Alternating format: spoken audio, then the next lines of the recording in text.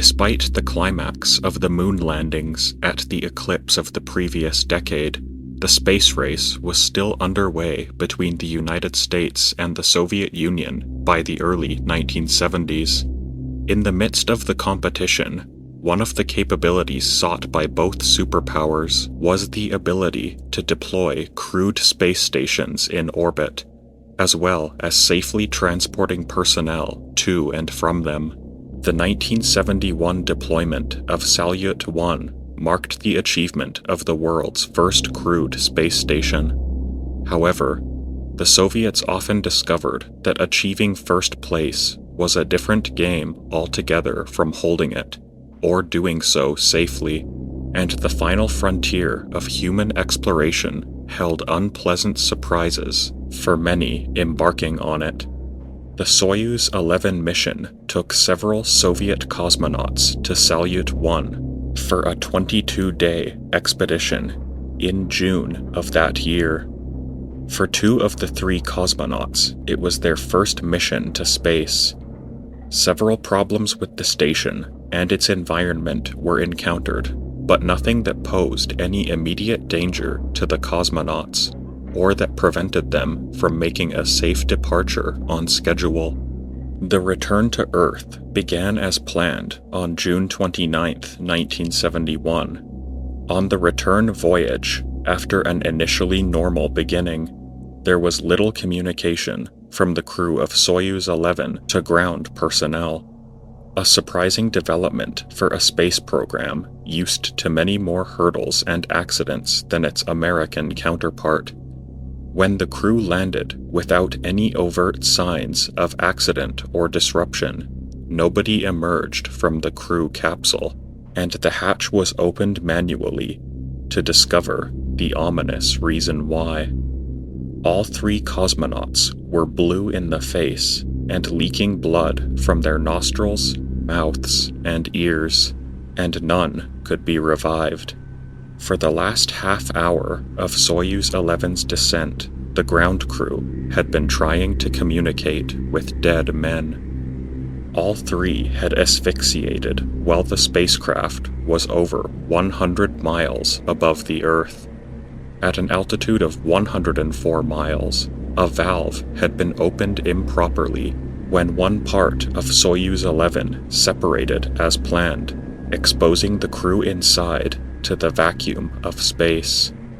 At this altitude, atmospheric particles are too few for sound waves to travel, so in the few seconds in which the crew realized what was happening, they would have been working with little to no coordination as their oxygen supply ran out almost immediately. Meanwhile, they slipped into cardiac arrest, suffering internal bleeding in the brain and throughout the rest of their body, as their blood itself began to boil under the skin. It was determined that under such conditions, the cosmonauts would have had only 15 seconds to realize the problem before their consciousness became impaired and prohibited any further action. Both the opening and the series of valves themselves were located underneath the seats and difficult to see or reach, and crucially, none of the 3 crewmen were wearing a pressurized spacesuit, because the amount of room in the Soyuz vehicle would not permit all 3 to do so. Had the accident occurred only 10 or 15 minutes later, those inside the Soyuz might have had enough time to fix the problem sufficiently to survive the return trip. Regardless, the wrong valve had been opened, meaning that even if they had realized and addressed the problem with perfect efficacy, the outcome would have been no different. As a result of this series of freak accidents, the entire crew tragically perished within 1 minute of exposure to space, likely losing consciousness well before. In the aftermath, only 2 cosmonauts were permitted to fly the Soyuz vehicle together, with both required to wear their spacesuits fully pressurized inside the capsule at all times. A total of 14 names are written on the fallen astronauts' memorial on the Moon. Months after the Soyuz 11 disaster, the names of Mission Commander Georgy Dobrovolsky, Flight Engineer Vladislav Volkov, and Research Engineer Viktor Patsayev have since been added to the plaque, the only 3 people to have perished while exposed to the hazards of space itself.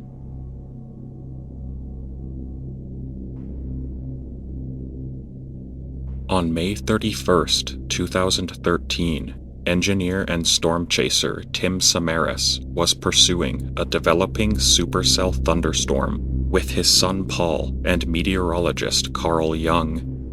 All 3 men were well-known and highly experienced tornado experts, with a long history of working together and highly regarded for erring on the side of caution when danger arose, something that can't be said for all storm chasers. However, tornadoes and their parent storms evolve fast and are inherently unpredictable in the field. The tornado they were chasing on that day was the largest ever recorded on Earth, the megatwister that menaced Reno, Oklahoma, and became 2.5 miles wide. At such dimensions, the margin for error is virtually non-existent, and if an error has been made, there may be no way to safely rectify it in time.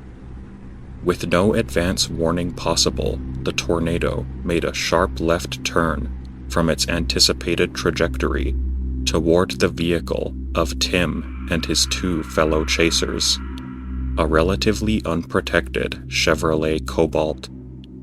Navigating harsh weather, underpowered and without any special reinforcements, the vehicle and its occupants were totally vulnerable to whatever happened next. They were stuck on a 2-lane countryside road, and any precaution or reaction the 3 chasers took was no match for a tornado that was almost 3 miles wide, especially with maximum wind speeds of up to 295 miles per hour. Within less than a minute, a smaller, more intense subvortex of the tornado was upon them. The last communication from the 3 chasers was a series of horrified screams saying that they were all going to die. When the tornado struck, the modified Cobalt the trio were driving was pulled into the circulation of the tornado, where it remained airborne for about 20 seconds. Over that period of time, it was thrown nearly 700 yards through the air in a vertical somersaulting spin before falling into a field. Whether through the force of the winds, the impact of hitting the ground, or both, the wheels of the car were ripped off, the engine was torn out, and the roof was caved in. A responding sheriff's deputy reported that the vehicle looked as though it had gone through a trash compactor. The experience was unsurvivable. The lifeless bodies of Carl Jung and Paul Samaras were found a quarter of a mile from the mangled car, from which they had been ejected and thrown in opposite directions. Tim Samaras was found in the front seat of the car, still buckled into his seatbelt. Needless to say, given what happened, all 3 were deceased by the time they were found. Their story was and remains a cautionary tale that tornadoes are fundamentally dangerous and unpredictable, even for the most experienced of tornado experts. Amateurs are particularly discouraged from deliberately chasing in the heavy rain close to the funnel, an area known among storm chasers as the bear's cage.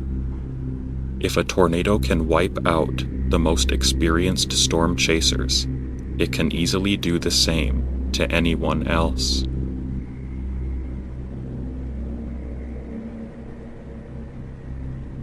Compared to events such as tornadoes, hurricanes, wildfires and tsunamis, the relative rarity of deadly volcanic eruptions in the last century has rendered them an underappreciated kind of natural disaster. A notable recent exception is the eruption of Mount St. Helens in Washington state in May of 1980.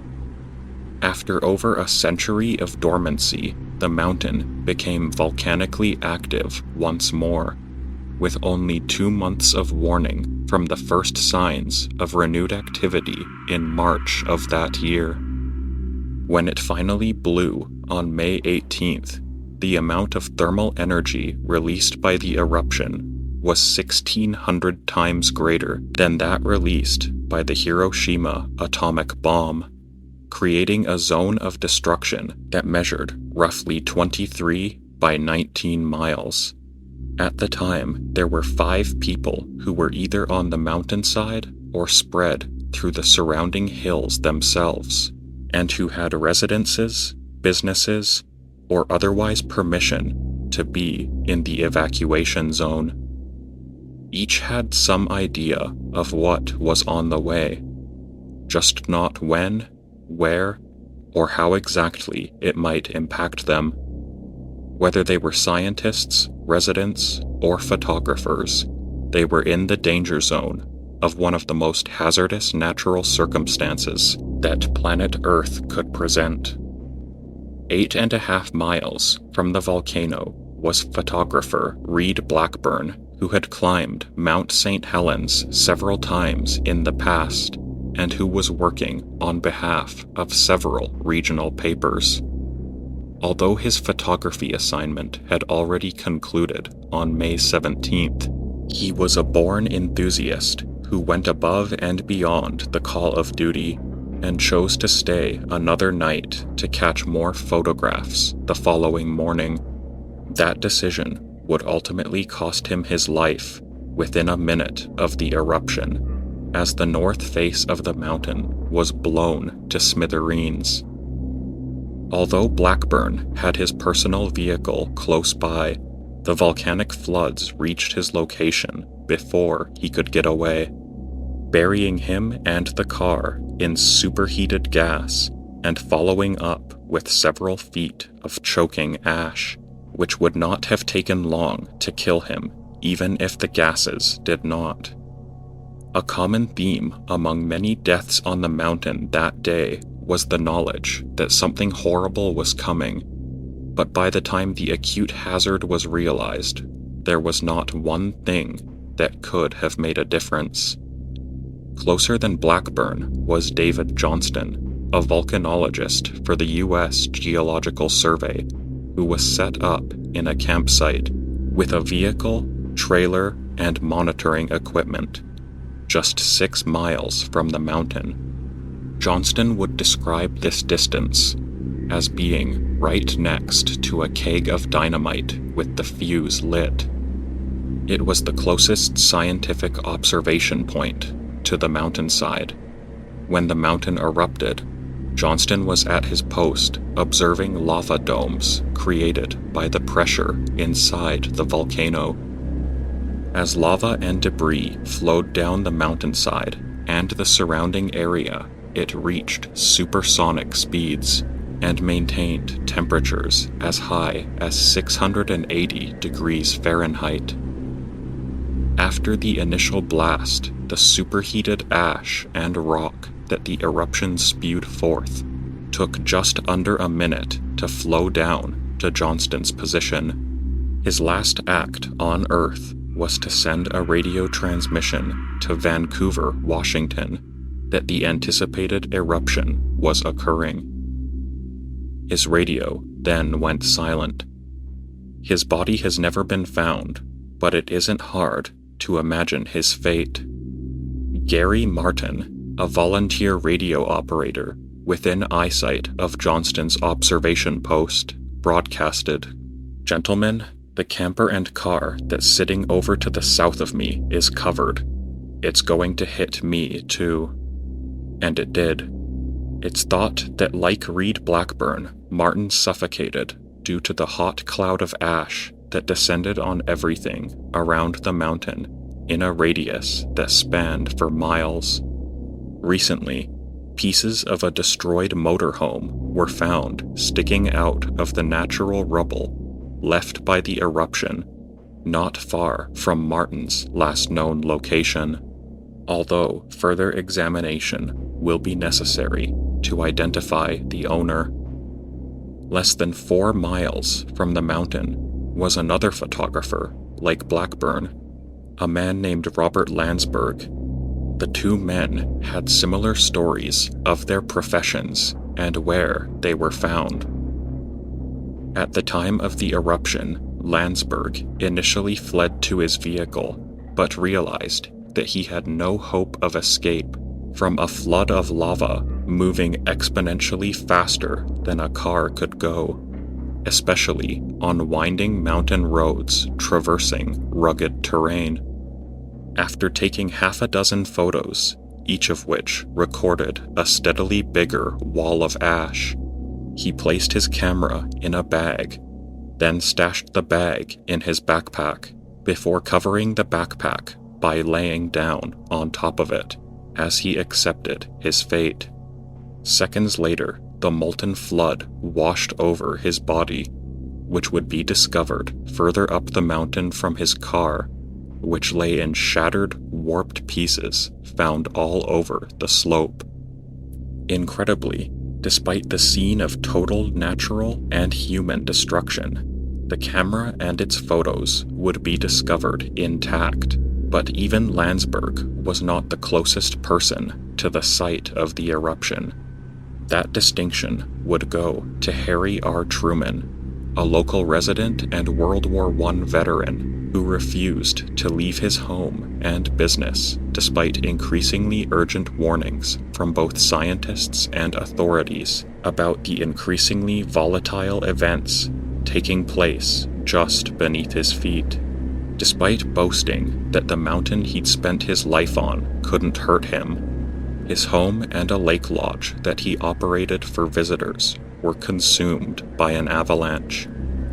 While Blackburn, Landsburg, Johnston, and Martin all had less than a minute before the physical consequences of the eruption were upon them, Truman's time could be measured in a handful of seconds. Inside his home, only a mile from the slope, he and his 16 beloved cats were buried alive under 150 feet of superheated debris and rock, and much of the area near the lodge was consumed by an 850-foot tsunami, as the effects of the eruption displaced nearly all of the water in nearby Spirit Lake. These 5 individuals were far from the only casualties of Mount St. Helens. There were a total of 57 who died in a variety of ways, and at least 12 million animals were presumed to have been killed at the hands of the initial explosion, the ash, or the lava, in an area that extended up to 23 miles from the summit of the volcano. The event was by far the worst volcanic eruption in American history, but as the existence of Yellowstone reminds us, that distinction is not written in stone.